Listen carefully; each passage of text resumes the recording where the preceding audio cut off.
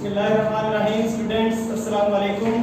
आज हम physics first year के लेक्चर नंबर 4 पे हैं और आज का हमारा जो टॉपिक है वो है वेक्टर प्रोडक्ट और क्रॉस प्रोडक्ट। इससे प्रीवियस जो लेक्चर था उसमें हमने पढ़ा था कि जो वेक्टर्स होता हैं दो, उनको जब हम प्रोडक्ट लेते हैं तो हमारे पास क्या आंसर आता है। हमने प्रीवियस लेक्चर में जो कि पढ़ा था कि हमारे पास वेक्टर प्रोडक्ट की दो टाइप्स होती हैं। फर्स्ट टाइप वो टाइप होती है जब हम दो वेक्टर्स को आपस में मल्टीप्लाई करते हैं और उसका जो आंसर आता है वो स्केलर क्वांटिटी आ जाती है, तो हम उसको क्या कहते हैं, स्केलर प्रोडक्ट। और दूसरा जो हमने पढ़ा था वो था अगर दो वेक्टर्स को ज़र्ब दी जाए या उनको मल्टीप्लाई किया जाए और उसका जो आंसर है वो हमारे पास वेक्टर क्वांटिटी आ जाए तो हमारे पास वेक्टर प्रोडक्ट होता है। और उसके बाद हमने स्केलर प्रोडक्ट भी पढ़ा था और उसकी प्रॉपर्टीज और कैरेक्टरिस्टिक्स भी पढ़ी थी। आज जो हमारे पास दूसरी टाइप है प्रोडक्ट वेक्टर प्रोडक्ट की, यानी वेक्टर और डॉट क्रॉस प्रोडक्ट, आज हम उसको पढ़ने जा रहे हैं। तो हमारे पास क्या होता है वेक्टर प्रोडक्ट या cross product. The product of two vector is such that there resultant या result must be vector quantity. Such a product of vectors is called vector product or cross product. If the answer of the product of two vectors is a vector quantity, then we say that the product of vector is called vector or cross product. अब हम देखते हैं कि हमारे पास ये आता किस तरह है। Let's suppose that we have two vectors, vector A and vector B, and we take their product and we elaborate the vector product.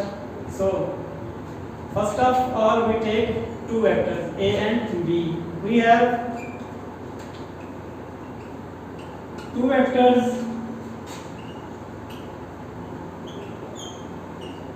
A and B. Now we consider their product. The product of two vectors should be a vector product or cross product if their resultant vector answer or result is a vector quantity. Now we check mathematically how it is possible. We consider two vectors. Mathematically we can write vector or cross product as vector A cross vector B is equal to magnitude of vector A multiply magnitude of vector B into sin of theta and n unit vector. यहाँ पर हमारे पास n unit vector आता है और n unit vector क्या होता है, हमारे पास जो दो वेक्टर्स हैं A और B, जब हम इनको ड्रा करेंगे तो जो n यूनिट वेक्टर होगा ये इन दोनों के नॉर्मल होगा। फॉर एग्जांपल हम कंसीडर करते हैं कि हमारे पास एक वेक्टर है A और एक वेक्टर है B। अब हम इनको करते हैं कि इनको किस कॉपी के पेज के ऊपर ड्रा करते हैं। फॉर एग्जांपल ये हमारे पास एक पेज है कॉपी का, उसके ऊपर हमने क्या किया, A वेक्टर ले लिया, ठीक है, और वेक्टर B इसको थोड़ा सा हम कम ले लेते हैं।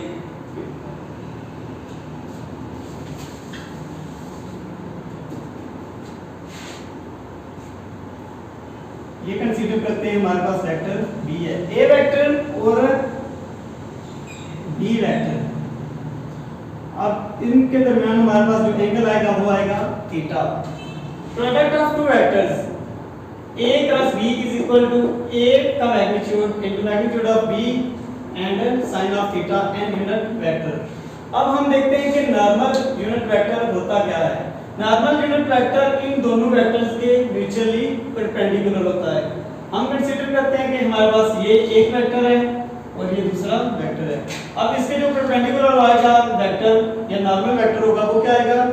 अब हम ये वेक्टर अगर कंसीडर करें तो इन दोनों के साथ ये कौन सा एंगल बना रहा है, 90 का। तो यानी अगर हमने एक ये कंसीडर करते हैं व्हाइट मार्कर है हमारे पास, इस पर एक x एक्सिस ले लें एक y एक्सिस और इन दोनों के म्यूचुअली परपेंडिकुलर जो होगा वो क्या होगा, y की तरफ होगा। फॉर एग्जांपल हमने इस पेज के ऊपर ड्रा किया हुआ है वेक्टर, तो ये पेज से आउटवर्ड्स आएगा। तो हम इसको ड्रा करते हैं नॉर्मल वेक्टर को, तो वो नॉर्मल वेक्टर हमारे पास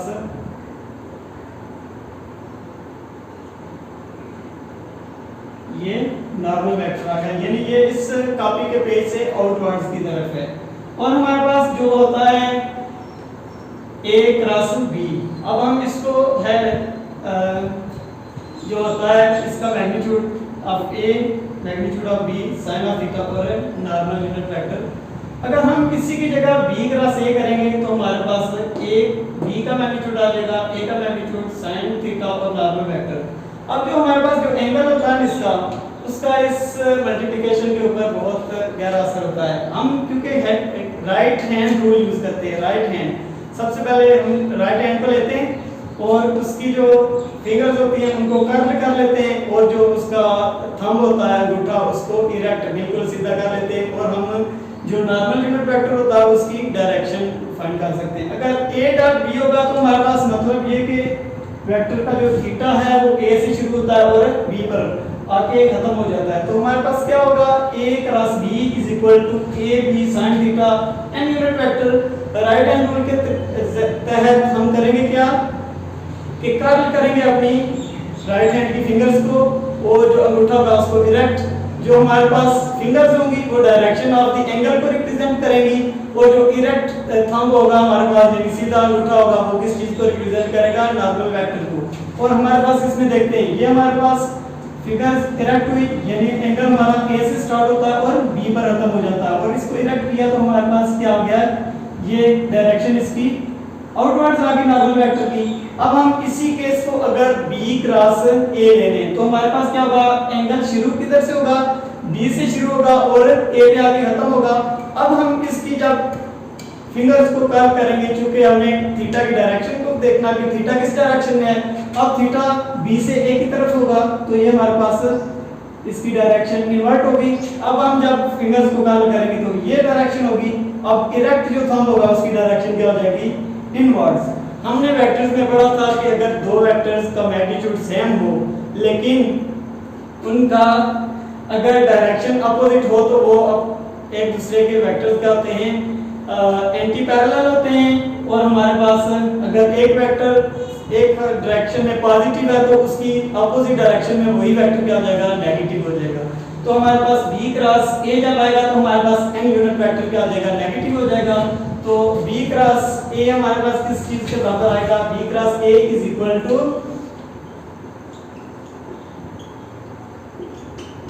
b magnitude into a magnitude sin theta n unit vector. और ये जो n यूनिट वेक्टर हमारे पास होगा इसकी डायरेक्शन चूंकि इनवर्ड्स है तो हम कंसीडर करते हैं इसको n1 और इसको n2 यूनिट वेक्टर्स।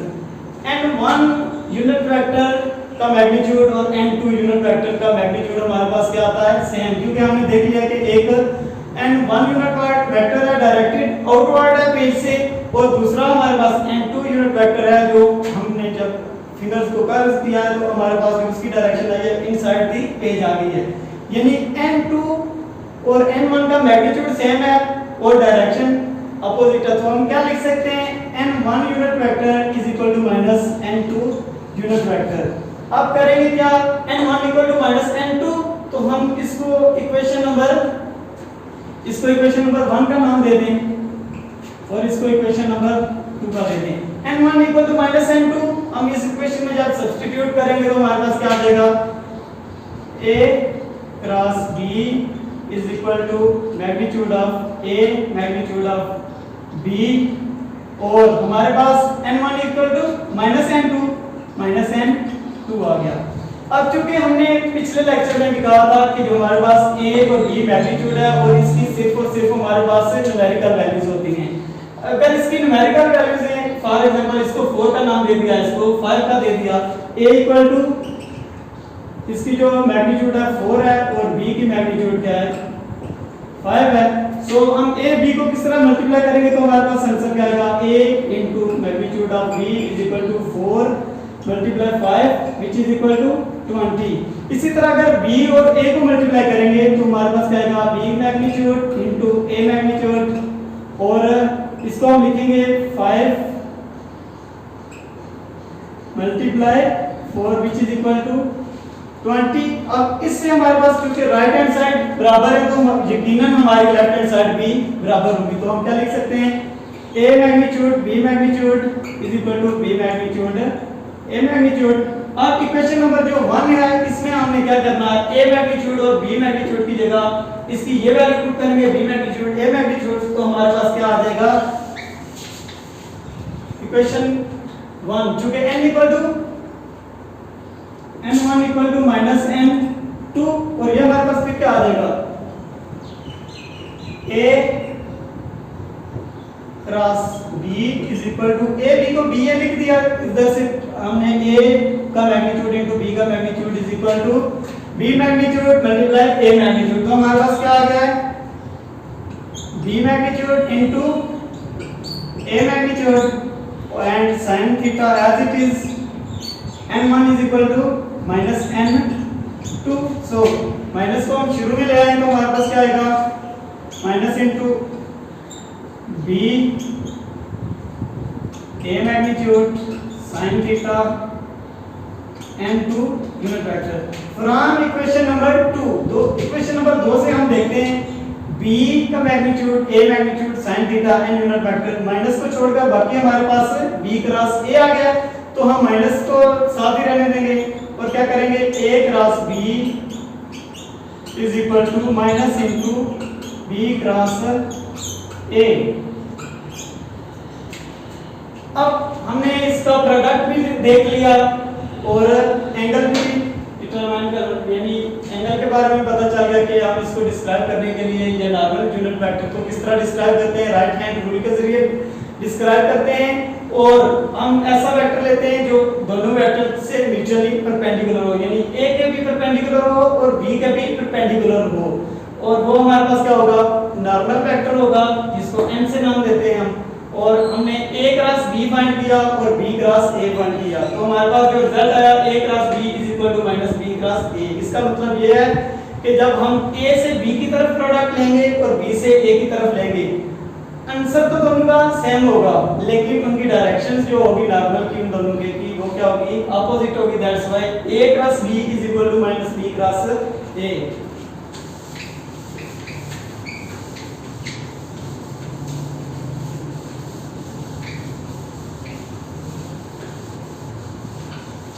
अब हम बढ़ते हैं कैरेक्टरिस्टिक्स ऑफ वेक्टर प्रोडक्ट। इसकी क्या खसूसियात हैं वेक्टर प्रोडक्ट की। कैरेक्टरिस्टिक्स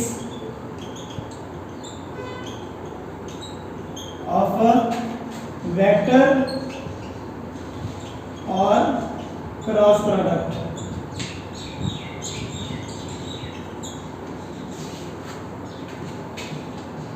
अगर कोई पूछे कि वेक्टर प्रोडक्ट को वेक्टर प्रोडक्ट क्यों कहा जाता है, तो इसका सिंपल आंसर है क्योंकि हम जब दो वेक्टर्स को मल्टीप्लाई करते हैं तो उसका आंसर वेक्टर क्वांटिटी आ जाती है। इस वजह से हम इसको वेक्टर क्वांटिटी की वजह से ही हम इसको वेक्टर का नाम दे देते हैं। ओरिजिनल में होता है क्रॉस प्रोडक्ट है। इसकी सबसे पहली जो कैरेक्टरिस्टिक है vector product of two perpendicular vectors has maximum magnitude and is written as, यानी दो वेक्टर्स हों हमारे पास जो आपस में म्यूचुअली परपेंडिकुलर हों, एक वेक्टर ए कंसीडर कर लेते हैं और एक वेक्टर बी। अब क्या कहता है कि दो वेक्टर्स जो आपस में परपेंडिकुलर हैं 90 का एंगल बना रहे हैं, तो उसका जो वेक्टर प्रोडक्ट होगा उसका जो मैग्नीट्यूड है वो क्या होता है मैक्सिमम होता है। किस तरह होता है हम वेक्टर प्रोडक्ट की डेफिनेशन से देख लेते हैं। वेक्टर प्रोडक्ट की क्या डेफिनेशन है A vector cross b is equal to a magnitude b magnitude sin theta n unit vector. n तो हमारे पास इसका नॉर्मल हो गया, यानी n की डायरेक्शन ये होगी और a मल्टीप्लाई b, यानी थीटा की डायरेक्शन ये होगी और नॉर्मल की आउटवर्ड होगी इसमें। तो हम देखते हैं कि हमारे पास आता क्या है, तो a cross b is equal to a magnitude b magnitude. Perpendicular है तो थीटा क्या होगा 90 डिग्री होगा। हाँ, और 90 डिग्री अगर थीटा हमारे पास तो sin 90 किसके बराबर होता है 1 के, तो हम क्या लिखेंगे sin 90 और n यूनिट वेक्टर हमारे पास आ जाएगा a मैग्नीट्यूड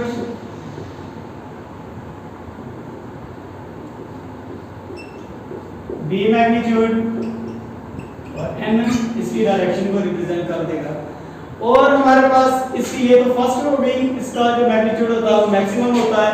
अब हमारे पास वेक्टर प्रोडक्ट और cross product of two parallel vectors is null vector and giving minimum magnitude. अब होता क्या है, हमारे पास दो वेक्टर्स हैं, अगर वो पैरेलल हैं या एंटी पैरेलल हैं। पैरेलल होता है अगर उनके दरमियान एंगल 0 डिग्री हो, और एंटी पैरेलल होता है कि उनके दरमियान एंगल 180 हो। तो वो उसका क्रॉस प्रोडक्ट हमारे पास क्या होगा, नल वेक्टर होगा। वो कैसे होगा हम देखते हैं। अगर हमारे पास दो वेक्टर हैं, इन केस ऑफ पहला केस हम देखते हैं पैरेलल वेक्टर्स, यानी एक ये वेक्टर है ए और ये वेक्टर है बी, इनका मैग्नीट्यूड भी सेम है, सॉरी मैग्नीट्यूड नहीं, इनकी डायरेक्शन सेम है। सो इनके दरमियान जो एंगल होगा वो क्या होगा, 0 डिग्री है। तो हम क्या करेंगे, इसका जो थीटा होगा इन दोनों के दरमियान उसको 0 डिग्री रखेंगे। तो हमारे पास ये जो प्रोडक्ट है इसमें क्या वैल्यू आ जाएगी, a cross b equal to a magnitude b magnitude और साइन ऑफ 0 लिखेंगे इधर एंड यूनिट वेक्टर। तो हमारे पास ये साइन 0 जो होता है, since sin 0 is equal to 0, so whole factor become 0। अब 0 को वेक्टर से मल्टीप्लाई करेंगे तो हमारे पास नल वेक्टर आता है। तो ये हमारे पास since sin theta is equal to sin 0 is equal to 0, तो ये इक्वेशन में ये चीज हमारे पास 0 हो जाएगी। a का मैग्नीट्यूड b मैग्नीट्यूड मल्टीप्लाई 0 और मल्टीप्लाई n यूनिट वेक्टर। अब ये टर्म जो अब इसके साथ मल्टीप्लाई होगी a का मैग्नीट्यूड और b के मैग्नीट्यूड के साथ, तो ये हमारे पास टर्म 0 हो जाएगी मल्टीप्लाई n यूनिट वेक्टर। तो हमारे पास जो आंसर आएगा वो क्या होगा, नल वेक्टर। इसको हम 0 नहीं कह सकते, या तो इसको बोल करके लिख दो या इसके ऊपर ये यूनिट वेक्टर की वो कैप डाल देंगे, तो हमारे पास ये क्या हो जाएगा, नल वेक्टर।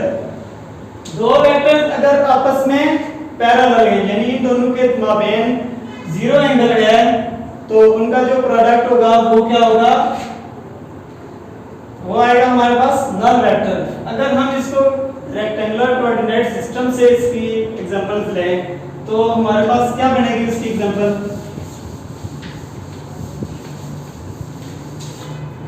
तो उसकी एग्जांपल बनेगी हमारे पास, देखें x,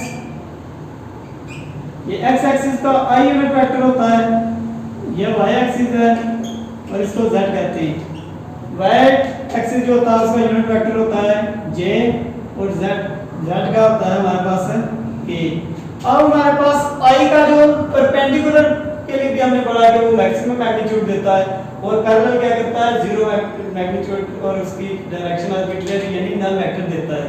तो परपेंडिकुलर के केस में लेते हैं रेक्टेंगुलर कोऑर्डिनेट सिस्टम को, तो हमारे पास क्या आएगा, i j और k आपस में म्यूचुअली क्या होते हैं, परपेंडिकुलर। तो हम क्या करते हैं, i cross j, i cross j हमारे पास ये दोनों परपेंडिकुलर है एक दूसरे के, इसमें दरमियान में अगर एंगल थीटा बनता है तो होगा क्या, i cross j is equal to i का मैग्नीट्यूड j का मैग्नीट्यूड और sine of theta normal unit vector. अब देखिए इसमें क्योंकि हमने जब वेक्टर का चैप्टर स्टार्ट किया था तो शुरू में हमने कहा था कि जो हमारे पास यूनिट वेक्टर होता है ऐसा वेक्टर होता है जिसकी मैग्नीट्यूड 1 होती है और ये हमारे पास इस्तेमाल इसलिए होता है कि वेक्टर्स की डायरेक्शन को इंडिकेट कर सके। तो अब हमारे पास इसका मैग्नीट्यूड आएगा 1, j का भी 1। इन दोनों के माबेन एंगल चूंकि ये परपेंडिकुलर है तो क्या एंगल क्या होगा, थीटा इक्वल टू 90 हो गया। और इसका जो नॉर्मल वेक्टर है वो ये है और हमारे पास जो z एक्सिस है वो भी इसी में है और k भी इसी डायरेक्शन में है। इसका मतलब ये हुआ कि normal unit vector is equal to k unit vector. अब इस इक्वेशन में अगर normal equal to k put कर दें तो हमारे पास क्या आएगा, i cross k is equal to i into j sin 90 लिख देंगे क्योंकि एंगल हमारे पास 90 है और n की जगह k यूनिट वेक्टर लिख दें। sin 90 होता है हमारे पास 1, i यूनिट वेक्टर का मैग्नीट्यूड भी 1, j यूनिट वेक्टर का मैग्नीट्यूड भी 1। तो हमारे पास क्या आ जाएगा, i cross j is equal to 1 multiply इसका मैग्नीट्यूड भी 1 मल्टीप्लाई sin 90 भी 1 और k यूनिट वेक्टर आ गया। तो i cross j is equal to answer equal to k आ गया। इसी तरह हम जनरलाइज कर लेते हैं कि i क्रॉस j है जो हमारे पास वो किसके बराबर आया है, i cross j is equal to k। इसी तरह जब हम k और j और k का लें तो j और k के दरमियान ये एंगल आ जाएगा। अब हम इसकी डायरेक्शन एंगल की किस तरह लेंगे, फिंगर्स को कर्ल करेंगे। अब इसके जब हम इसकी डायरेक्शन को लिखेंगे तो हमारे पास क्या आ जाएगा, k और j और k के दरमियान जो हमारे पास म्यूचुअली परपेंडिकुलर तीसरा वेक्टर आ रहा है, क्योंकि हमने इस तरह लेना है। और अब इसकी जो हमने फॉर एग्जांपल हमारे पास z एक्सिस ये है, तीनों म्यूचुअली परपेंडिकुलर इसी वजह से बनते हैं। ये j है और ये k, j और k का जब क्रॉस प्रोडक्ट लेंगे मतलब थीटा j से शुरू होगा और k पे आके एंड होगा, उसकी डायरेक्शन ये हो जाएगी थीटा की कर्ल फिंगर। और हमारे पास जो यूनिट वेक्टर यानी आएगा इसका डायरेक्शन वेक्टर वो क्या होगा ये, और वो किसके बराबर होगा, j यूनिट वेक्टर के सॉरी i यूनिट वेक्टर के। तो क्या लिखेंगे, j cross k is equal to i unit vector. इसी तरह हम जब k और i के दरमियान प्रोडक्ट लेंगे, k ये हो गया और i ये हो गया। अब हमने करना क्या है, थीटा की डायरेक्शन k से शुरू होनी है, i के अंदर इंटर होनी है। तो हमारे पास ये वाली कर्ल बैठेगी थीटा की और हमारे पास जो आंसर आ जाएगी डायरेक्शन आ जाएगा इनका परपेंडिकुलर या नॉर्मल वेक्टर वो j के में आ जाएगा की डायरेक्शन में आ जाएगा। तो हम क्या लिखेंगे, k cross i is equal to j unit vector. इसी तरह हमने एक और चीज पढ़ी है कि i क्रॉस j। इसी तरह जब पहले हम प्रूव कर चुके हैं a cross b equal to minus b cross a, तो हमारे पास j क्रॉस i जो होगा हमारे पास वो उसका क्या आ जाएगा माइनस। तो implies that j cross i is equal to minus i cross j। तो ये हमारे पास किस चीज के बराबर आया था, i cross j is equal to k के बराबर आया था। तो j क्रॉस k जो हमारे पास होगा वो किस चीज के बराबर आ गया हमारे पास, sorry j cross i is equal to minus k unit vector. इसी तरह k क्रॉस j जो होगा हमारे पास वो किसके बराबर आ जाएगा, k cross j is equal to minus i unit vector. इसी तरह k क्रॉस i है तो i क्रॉस k हमारे पास किसके बराबर हो जाएगा, i cross k is equal to minus j unit vector. अब हम केस लेते हैं पैरेलल वेक्टर्स का। तो कोऑर्डिनेट सिस्टम में देखें,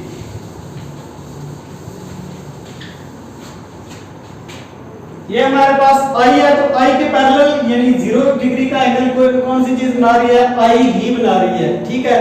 तो हमारे पास i का पैरेलल जो वेक्टर होगा, अब पैरेलल वेक्टर्स का देख लेते हैं इन कोऑर्डिनेट सिस्टम में। तो पैरेलल का क्या होगा, i cross i is equal to i cross i is equal to i का मैग्नीट्यूड, फिर i का मैग्नीट्यूड आ जाएगा और इधर आ जाएगा sin थीटा और n यूनिट वेक्टर। अब i और i के दरमियान जो थीटा है वो क्या है, theta is equal to 0 degree. तो हमारे पास क्या आ जाएगा sin 0 0 और ये यूनिट वेक्टर का मैग्नीट्यूड क्या होता है 1। तो क्या लिखेंगे 1 मल्टीप्लाई 1 और sin 90 sin 0 0 और n यूनिट वेक्टर होगा 7। तो ये हमारे पास नल यूनिट वेक्टर आएगा, इसको बोल्ड करके लिख देंगे i क्रॉस i। इसी तरह हमारे पास जो j क्रॉस j होगा वो भी नल वेक्टर होगा और k क्रॉस k होगा वो भी हमारे पास नल वेक्टर होगा। इसी तरह अगर हम इसका एंटी पैरेलल लें तो i का जो एंटी पैरेलल होगा वो माइनस i होगा, तो वो sin 180 0 वो भी हमारे पास नल वेक्टर ही आएगा। अब हमारे पास इसके बाद जो प्रॉपर्टी ऑफ वेक्टर्स आती है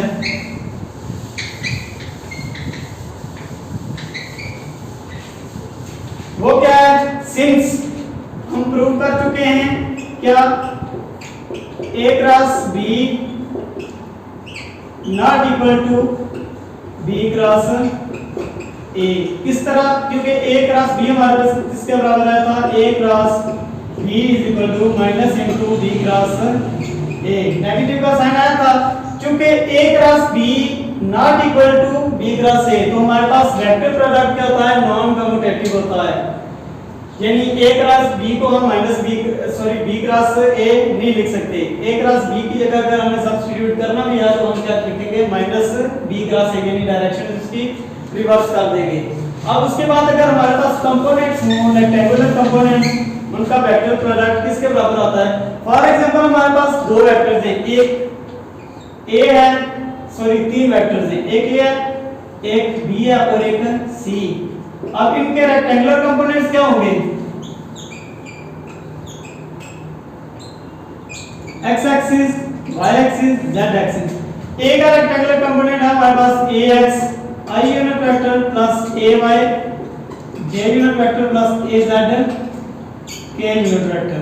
और जो बी है हमारे पास उसका है B X I unit vector plus B Y J unit vector plus B Z K unit vector. और हमारे पास जो थर्ड वेक्टर है वो है C x I unit vector plus C Y J unit vector plus C Z K unit vector. अब एक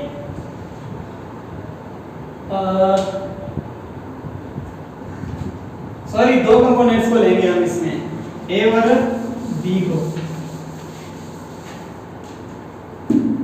तो ए और बी का हम जब क्रॉस प्रोडक्ट लेंगे, A cross B is equal to, अब होगा क्या हमारे पास, ए क्रॉस बी को जब लेंगे तो हमारे पास इस वेक्टर को इसके साथ मल्टीप्लाई करेंगे। तो इसको मेथड सॉल्व करने के दो मेथड हैं, या तो इसको सिंपली मल्टीप्लाई करते हैं, ए क्रॉस यानी इसका आएगा a x B X I cross आई 0 हो जाएगा, a x b Y I cross जे हमारे पास 1 होता है, तो हमारे पास ए एक्स और बी वाई आ जाएगा, आई क्रॉस जे किसके बराबर होता है, के के बराबर होता है। इसी तरह ए एक्स और बी जेड के दरमियान जब हम करेंगे, आई और के हमने पढ़ चुके हैं कि माइनस जे के बराबर होता है, तो क्या आएगा a x b z minus into k unit vector. लेकिन ये तरीका थोड़ा सा मुश्किल है, हम इसके लिए मॉड्यूलस वाला सिस्टम लेते हैं। तो हम दो प्रोडक्ट्स, अगर हमारे पास दो वेक्टर्स हों और उनके कंपोनेंट्स हों, तो उसको वेक्टर प्रोडक्ट को इस तरह लिख सकते हैं, a cross B equal to modulus of.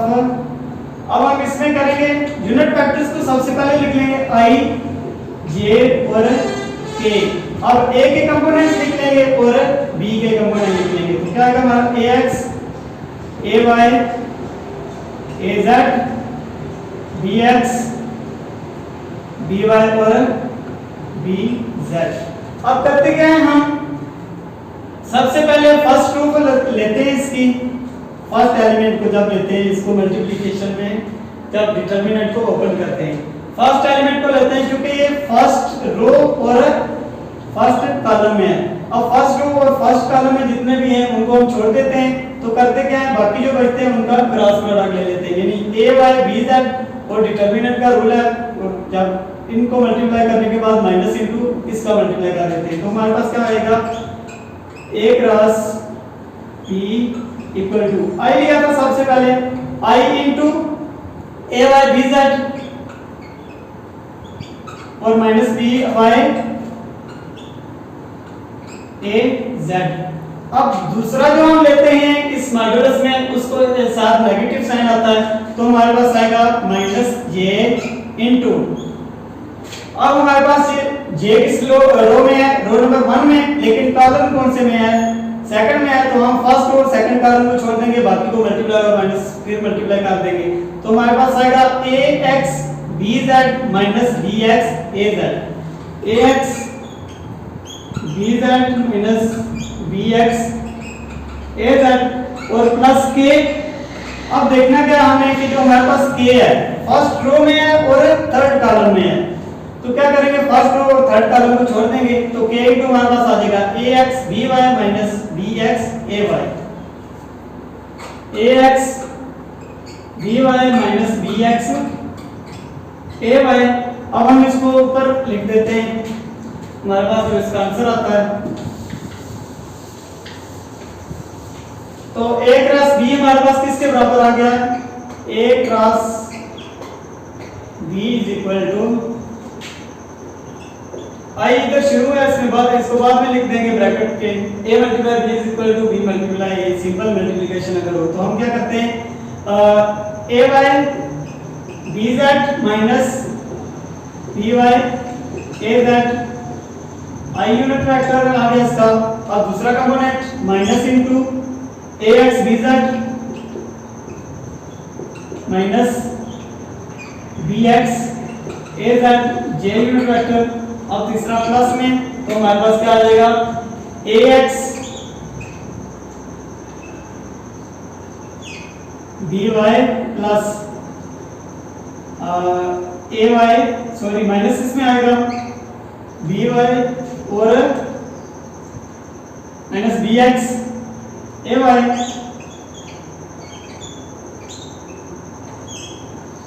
a unit vector.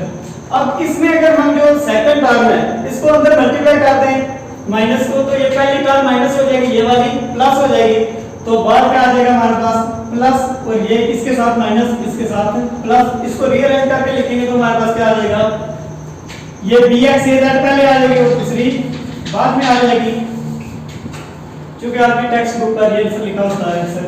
तो हम क्या करेंगे, इसमें दूसरी टर्म थी bx az minus ax bz।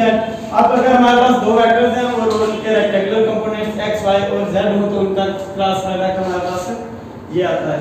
अब जो हमारे पास वेक्टर प्रोडक्ट है, क्रॉस प्रोडक्ट, अगर कोई पूछे तो इनकी एग्जांपल या मिसाल क्या होती है, तो फिर हम क्या कहेंगे, हमारे पास इसकी दो एग्जांपल दिए वेक्टर प्रोडक्ट की, एक है टॉर्क और एक है क्या हमारे पास मैग्नेटिक फोर्स।